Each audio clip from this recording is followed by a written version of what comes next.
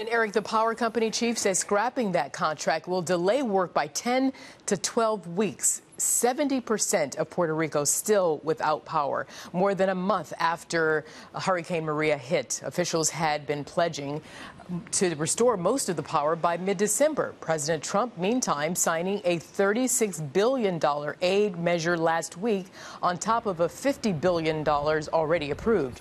Joining me now is Bobby Myers. He's an emergency disaster services director for the Salvation Army. He serves Eastern Pennsylvania and Delaware and is just back from Puerto Rico. And we're going to be showing some of your pictures, Mr. Myers, throughout the interview.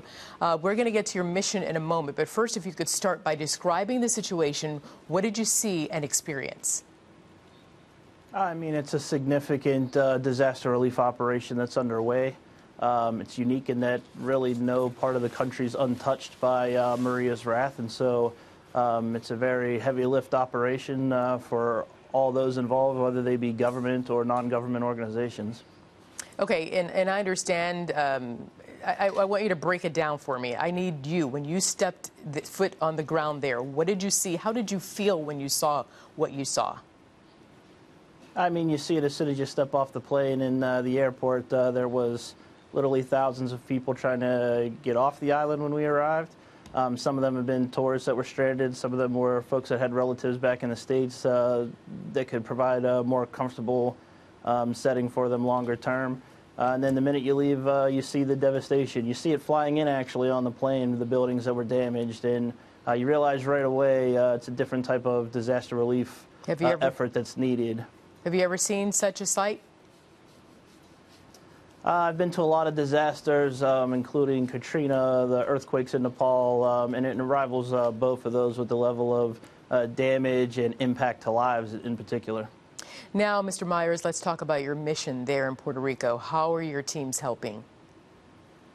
So our primary mission focus was feeding and hydration, and so we had 10 facilities in Puerto Rico prior to the storm, and all those facilities were providing feeding in various forms, everything from hot meals that folks could come get to meal boxes that were being produced that we could be distributing throughout the communities that have been impacted. Then we put a particular emphasis on water distribution while we were there. A lot of folks realized that food might be hard to come by because of resources getting in and some of the impacts to agriculture from the storm. But what a lot of folks may not realize is that water is one of the most significant needs that they have.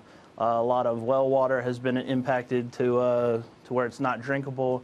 And then a lot of folks that have city water, municipal water provided don't have that because they have no ability to pump it with the power outages experienced. So we did a pretty heavy lifting operation for getting water distributed to those in need and started shifting the focus from distributing of bottled water and jugs of water to water hydration, filter hydration systems while we were there to help provide a more longer-term sustainable impact to those in need.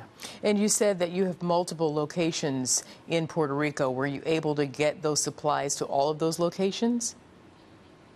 Yeah, by the time we had arrived, which was about a week or week and a half after the storm had impacted, many of the roads were passable. Most of our facilities are located on the outskirts of the island. It covers the entirety of the island from the far eastern to the far western regions. The most difficult, hard to reach areas that we impacted weren't areas where we had facilities, but the mountain areas in the central part of the state, both because of trees and wires down, as well as with the heavy rains that they've been experiencing over the last 2 or 3 weeks, a lot of mudslides and partial road blockages that were just further hindering what was already a difficult relief operation. So once again, of course, you know, we applaud your efforts and wish that you could get to everyone. But what I'm hearing, again, you've got 70% of the island still without power, and it appears that that is impacting your mission. And so it's my understanding that you're telling me that you were not able to get to some of those outlying areas. Yes, certainly we make every effort to get to every area that requests services.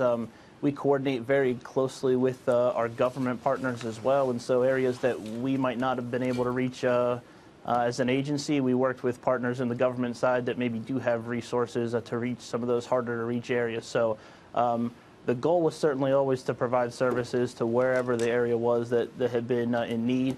It may not have been Salvation Army providing the physical transportation of goods, but a lot of times we worked with government partners or other relief partners to be able to provide those resources that we might have had available to those that were needing them most. Well, Mr. Myers, that last question was certainly not to in any way discount what you have done there and your valiant and efforts and hard work. Is just to point out that there are people who really do need to be reached, and we want to make sure that they're getting the very basics that they do need.